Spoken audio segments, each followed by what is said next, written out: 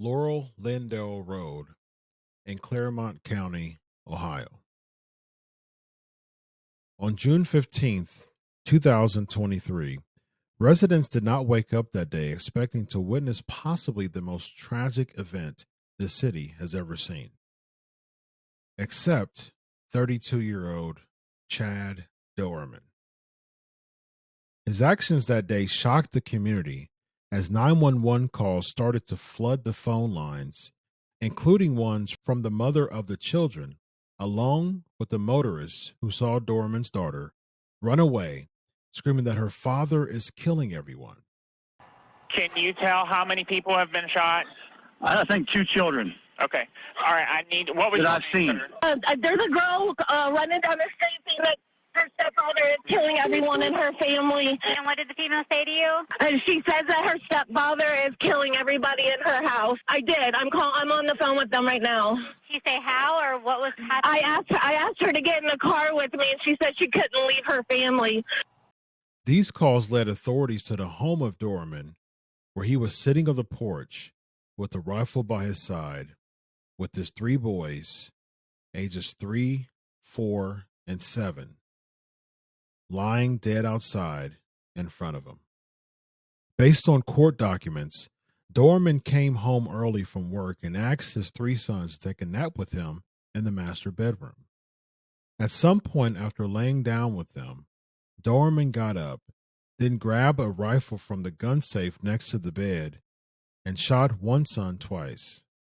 Investigators added that Doerman's wife immediately began to render aid to her son and immediately yelled for her other children to run.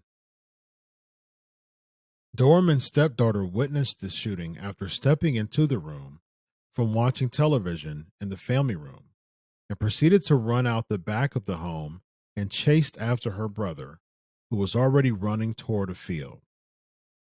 Doerman started to chase them and began shooting, hitting his son. He then walked up to his son and fired another shot into his head at close range.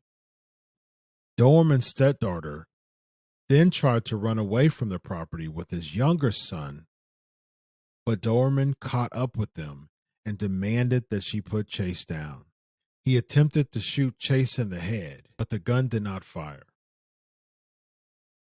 Chase then ran to his mother, who was giving care to another son who was shot, but Doerman caught up with Chase and shot him at close range. This heinous act of Doerman is a case of filicide. Filicide refers to killing a child over the age of 12 months and is one of the 3 common types of child homicide. Filicide has existed for centuries, as in ancient Greco-Roman times, a father was allowed to kill his own child without legal repercussions. Even with the rise of Christianity during this time, and its influence in the Greco-Roman culture to promote a greater respect for life, filicide continued and parents would kill their children over reasons such as disability, gender, lack of resources to care for the child, or illegitimacy.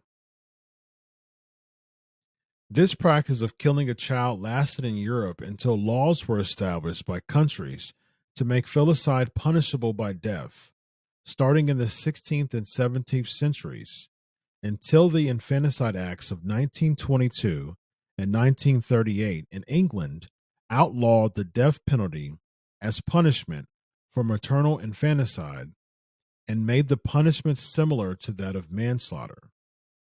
Although several other Western countries have adopted these laws, the United States has not. Philip J. Resnick was the first known person to classify 5 categories of filicide based on the information contained in the files of men who committed infanticide. These factors include altruism, which is defined as when a parent murders their child for what is deemed to be a beneficial reason, such as to relieve the suffering of the child, or if the parent is planning on committing suicide and, in his or her mind, does not want to leave the child abandoned by doing so. Mental state, otherwise known as acutely psychotic, unwanted child, accidental, now known as fatal maltreatment, and includes examples such as beating a child or shaking a baby without the intention to kill, and spousal or partner revenge.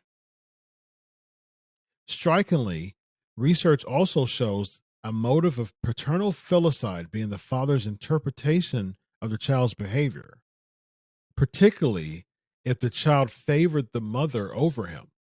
Recent evidence shows that fathers are equally or more likely to murder their offspring than mothers, and older children are more often killed by their fathers and unrelated household members.